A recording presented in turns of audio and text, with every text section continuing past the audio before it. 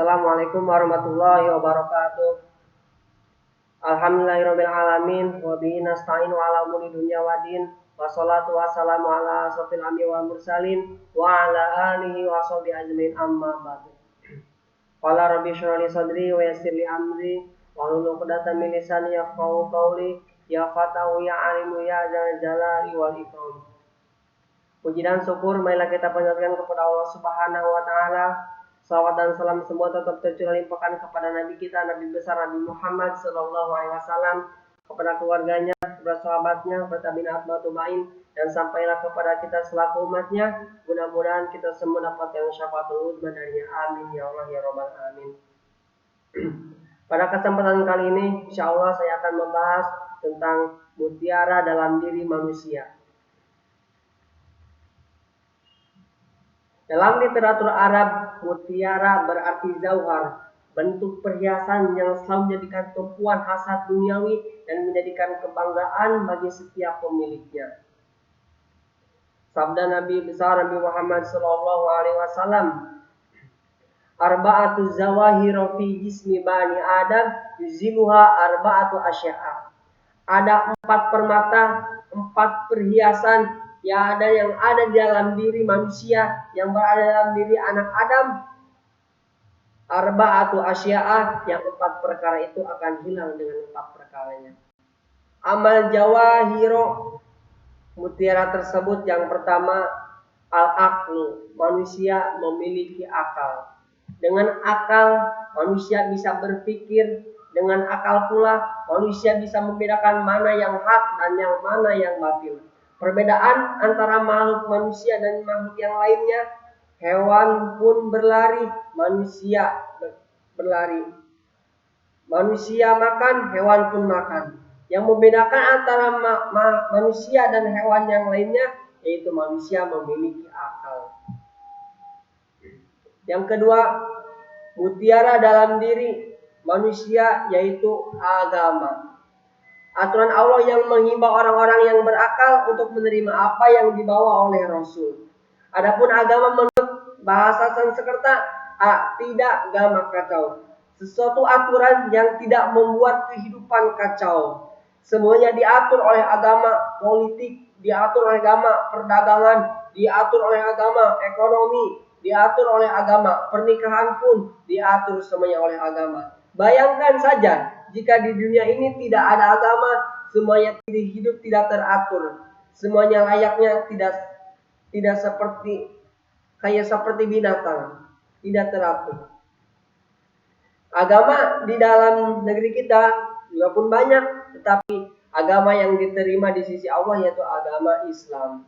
Wa may yabtaghi ghairal islami dina, dan barang siapa yang memeluk agama selain Islam, fala yuqbala minhu, maka dia tertolak. Wa huwa fil akhirati minal khasirin, dan mereka termasuk orang-orang yang rugi.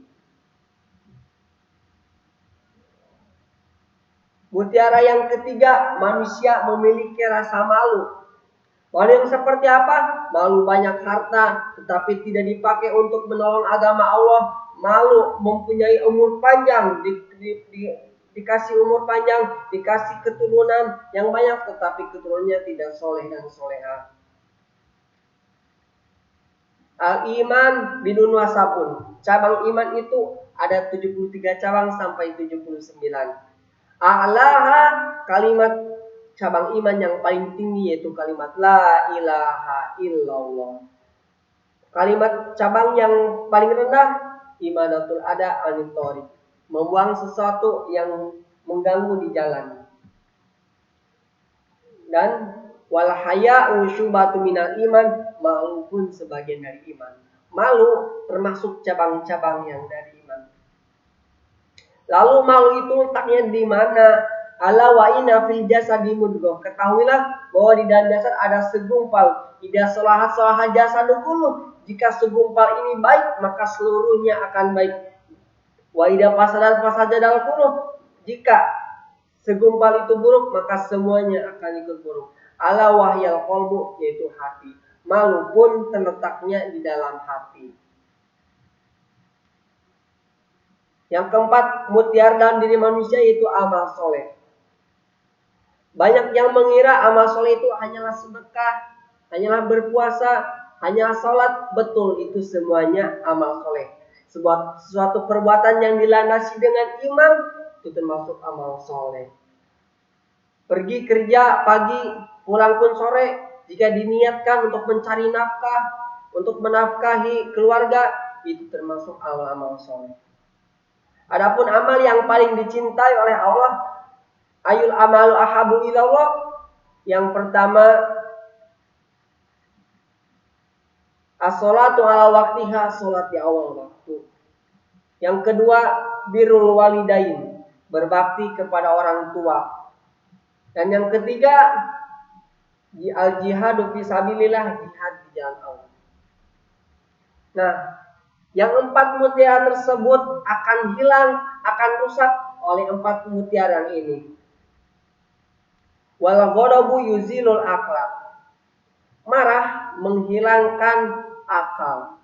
Kenapa marah menghilangkan akal? Karena jika manusia marah, pasti jika manusia marah, maka setan dan bala tentaranya melakukan serangan. Pada saat itu manusia marah, maka setan mempermainkan kemarahannya itu. Sebagaimana anak kecil yang mempermainkan bola.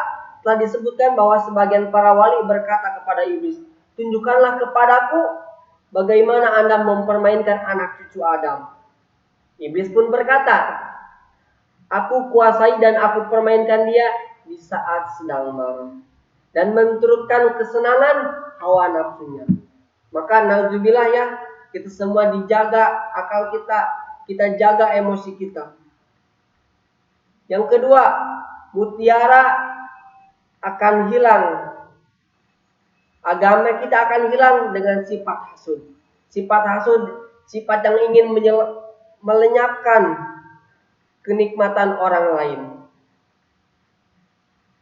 Bahasan orang yang hasud, iyyakum wal hasada, jauhilah sifat hasad.